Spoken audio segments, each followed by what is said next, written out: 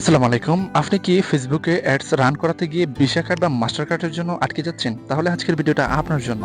আজকে আমি এমন একটা আপডেট শেয়ার করব, শুনে কিন্তু খুব খুশি হবেন। যেটা হচ্ছে, আপনি এই আপডেটটার ফলে ফেসবুকের আপনি লোকাল পেমেন্ট গেটওয়ে ব্যবহার করতে পারবেন।